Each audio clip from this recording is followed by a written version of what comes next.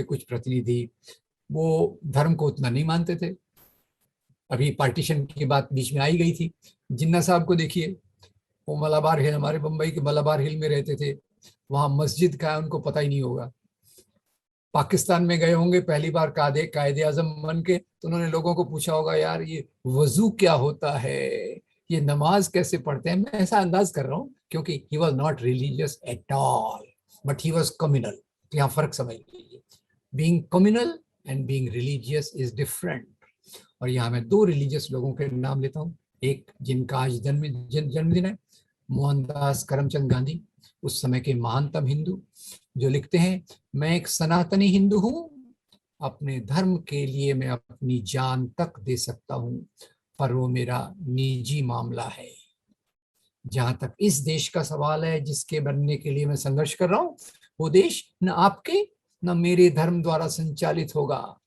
देश का काम होगा, राष्ट्र का काम होगा, लोगों के वेलफेयर का, रोटी कपड़ा मकान बिजली सड़क पानी शिक्षा स्वास्थ्य नौकरी, इसको देखना। और धर्म का काम होगा आपको नैतिक रास्ता दिखाना। Very religious but not communal. और इसी के दूसरे पैरेलल जो मिलते हैं, मौलाना अबुल कलाम आजाद, नाम में ही मौलाना है, कुरान का अनुवाद करते हैं, one of the best translations of Quran. और मैं सोचता हूँ जब उनके सामने पाकिस्तान की मांग की बात आई होगी, तो मौलाना साहब ने कहा होगा, मेरा इस्लाम जैसे हिंदू धर्म में है वसुधैव कुटुंबकम, मेरा इस्लाम तो इंसान से इंसान को जोड़ने की बात करता है। पाकिस्तान ये लोगों को बांटता है, पाकिस्तान की मांग लोगों को बांटता है, इसलिए मैं इसके साथ नहीं हूँ। यही मैं एक बात क्लियर कर दूं। एक किताब आगे कभी आपको पढ़ना है तो आप पढ़िएगा, विभाजन के विरोध में भारतीय मुसलमान, इंडियन मुस्लिम्स अगेंस्ट पार्टीशन। तो जितने मुस्लिम्स ने पार्टीशन का सपोर्ट किया, उससे ज्यादा मुसलमानों ने पार्टीशन की मांग का विरोध किया। खैर वो that is a topic by itself, उस पर मैं नहीं जाना चाहता। तो यहाँ तीन प्रकार के राष्ट्रवाद आपके सामने आ गए। राष्ट्रवाद हर एक देश का एक स्पेसिफिक होता है। फ्रांसीसी क्रांति से हमने शुरू किया, आधुनिक राष्ट्रवाद की बात की, और उसके बाद से भारत में जो राष्ट्रवाद बना, उसमें एक तरफ बना इंडियन नेशनलिज्म। उसके तीन रिप्रेजेंटेटिव मैं आपको बता रहा हूं, भगत सिंह, अंबेडकर, गांधी। अब इसमें तीनों का अलग अलग रोल है। मैं लिबर्टी इक्वालिटी फ्रेटर्निटी की भाषा में कहूं तो, क्योंकि भारत एक उपनिवेश था, इसलिए एक रूसो यहां नहीं था, एक रूसो डिवाइडेड बाई 3 हो गया। भगत सिंह खड़े रहे लिबर्टी के लिए, अंबेडकर खड़े रहे इक्वालिटी के लिए, और गांधी खड़े रहे फ्रैटर्निटी के लिए। मेन रूप से पर तीनों में ओवरलैपिंग वैल्यूज हैं जो हमारे भारतीय संविधान में मिलती है। तो दिस इज इंडियन नेशनलिज्म। अब मुस्लिम लीग, मुस्लिम नवाब और जिन्ना जैसे लोग मिल गए, कुछ एजुकेटेड मुस्लिम शामिल हो गए, very small minority of Muslims, they raise this demand of Pakistan. और इनका बोलना था, जब से 8वीं शताब्दी में मोहम्मद बिन कासिम ने सिंध पे आक्रमण किया, तब से हम एक मुस्लिम राष्ट्र हैं।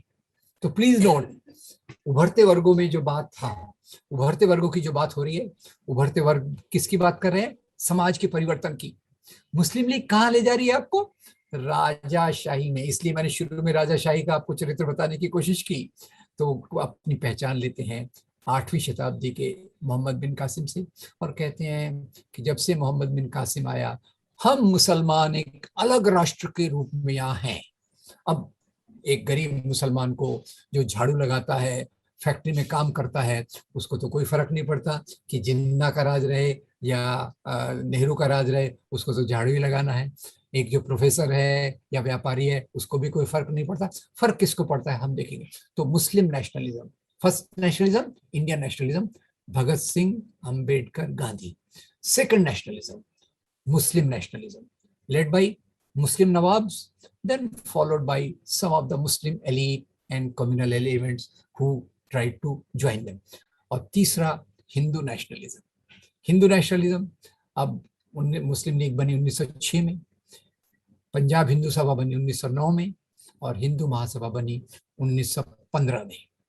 और सावरकर जब जेल से छूट कर आए, वो हिंदू महासभा से 1937 के बाद जब उनको रिस्ट्रिक्शंस हट गए, वो भी हिंदू महासभा से जुड़ गए। तो मुस्लिम लीग कहती है हम 8वीं शताब्दी से एक मुस्लिम राष्ट्र है, और हिंदू राष्ट्र के जो वैचारिक हैं, आइडियोलॉग्स हैं, वो कहते हैं हम तो अनादिकाल से एक हिंदू राष्ट्र हैं। इसलिए मैंने आपको कहा पहले हम पशुपालक थे, पहले हम हंटर फूड गैदरर थे, that was not a nation, that was not a nation state. और अंबेडकर तो इससे ज्यादा के जाके कहते हैं वो केवल हिंदुओं पे लागू है।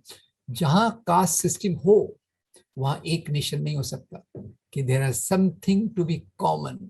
और कास्ट की डिवाइड आपको 4 मंजिलों में बांट देती है, और ये 4 मंजिलों के बीच में सीढ़ियां नहीं होती हैं, ये अंबेडकर हमको कहते हैं। खैर दैट्स ए डिफरेंट मैटर।